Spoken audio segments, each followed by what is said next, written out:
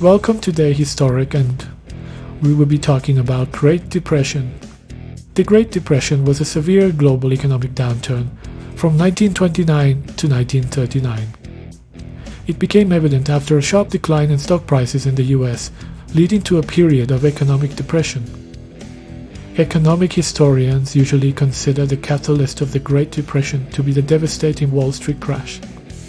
The Great Depression began in the United States and then spread around the world, the decline in the US. Economy was the factor that pulled down most other countries at first. Then, internal weaknesses or strengths in each country made conditions worse or better. Frantic attempts by individual countries to shore up their economies through protectionist policies exacerbated the collapse in global trade. Most historians and economists blame the act for worsening the depression by seriously reducing international trade and causing retaliatory tariffs.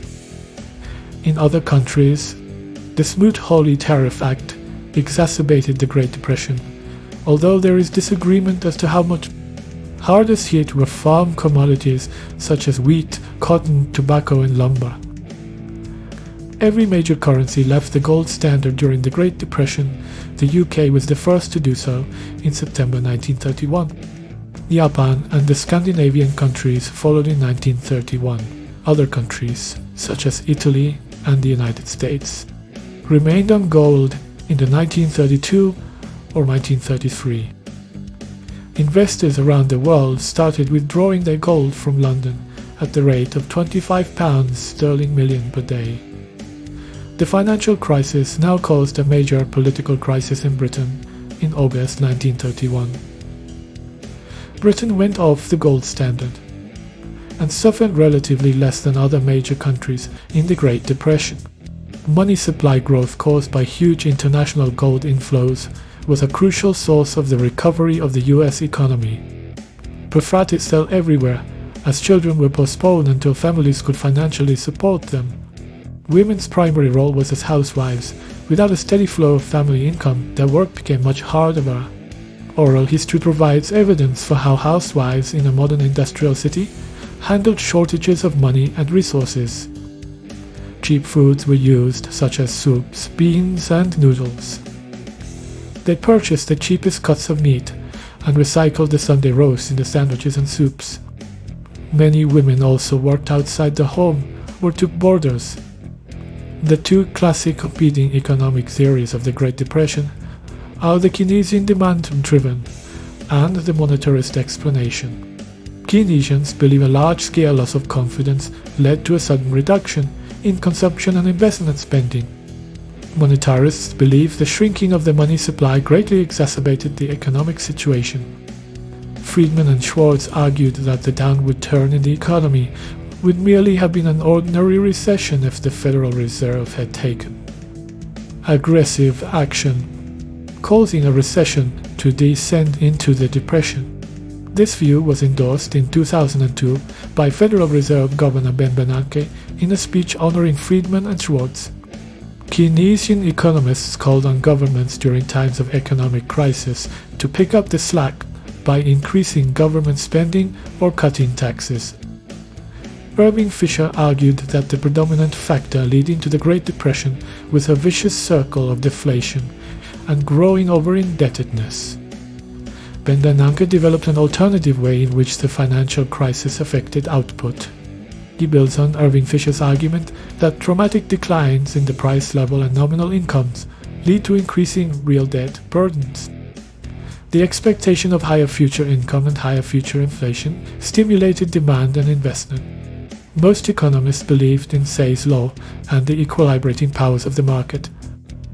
The liquidationist position held that a depression worked to liquidate failed businesses and investments that had been made obsolete by technological development. Milton Friedman called "Leave It Alone" liquidationism dangerous nonsense. Two prominent theorists in the Austrian school of the Great Depression include Austrian economist Friedrich Hayek and American economist Marie Rothbard, and failed to understand the severity of the Depression in their view, much like the monetarists. The Federal Reserve shoulders much of the blame for the Depression. They argue that the key cause of the depression was the expansion of the money supply in the 1920s. William Trufant Foster popularized a theory that influenced many policymakers, including Herbert Hoover, Henry A. Wallace, Paul Douglas, and Mariner.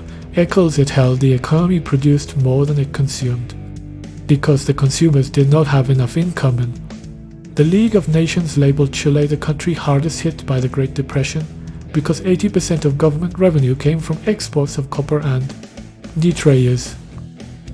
Foster and Cachins recommended federal and state governments to start large construction projects. Chileans elected to office during 1938-58 period a succession of center and left-of-center governments interested in promoting economic growth. The sharp fall in commodity prices and the steep decline in exports hurt the economies of the European colonies in Africa and Asia.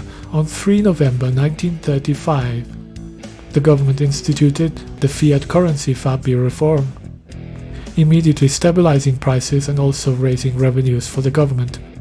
Wall Street crash forced American banks to end the new loans that had been funding the repayments under the Dawes Plan and the Young Plan.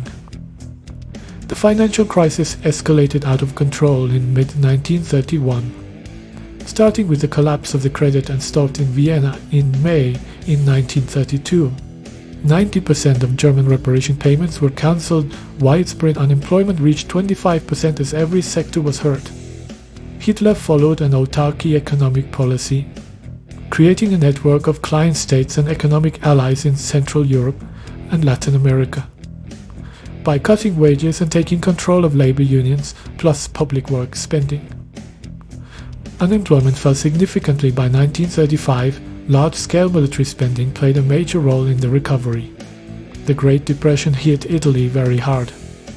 As industries came close to failure, they were bought out by the banks in a largely illusionary bailout. It took the Italian economy until 1935 to recover the manufacturing levels of 1930. Japan's industrial production doubled during the 1930s.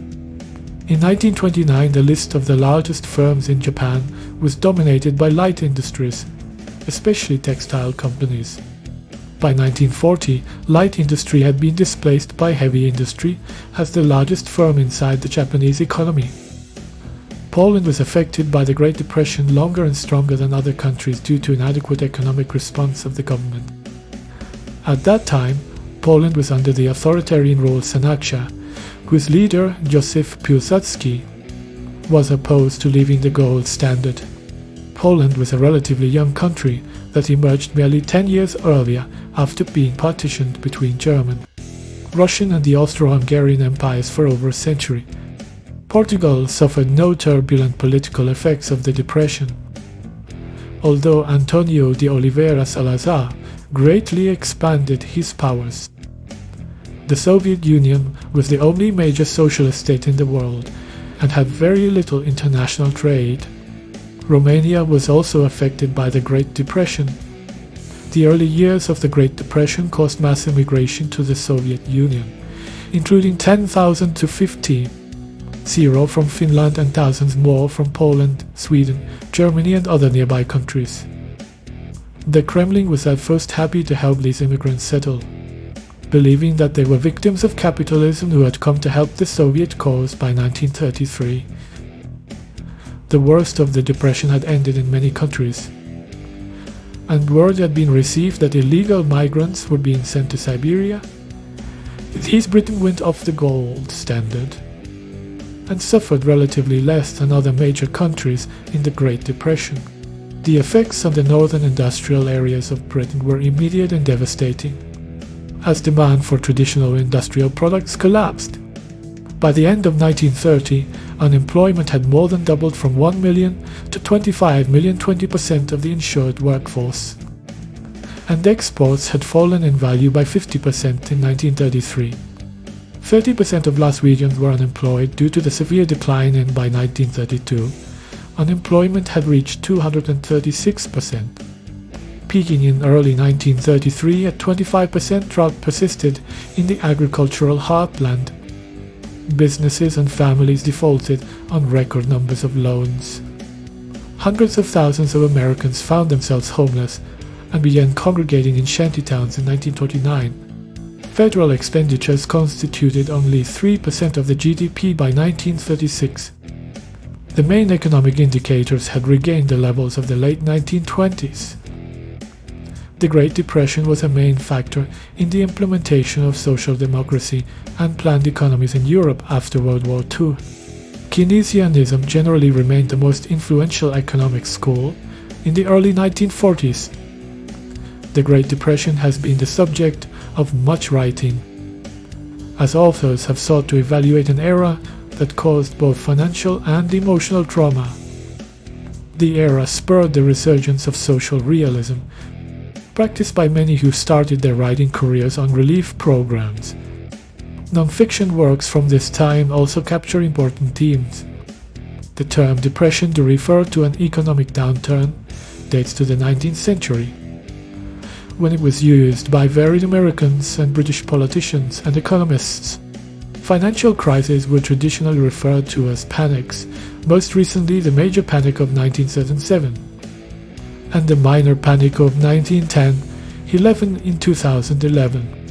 One journalist contrasted the Great Depression of the 1930s as opposed to the late 2000s recession in the US.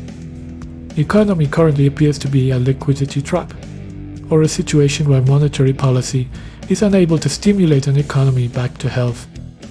1928 and 1929 were the times in the 20th century that the wealth gap reached such skewed extremes. 2007 and 2008 eventually saw the world reach new levels of wealth gap inequality that rivaled the years of 1928. Thanks for watching the video. See you next time.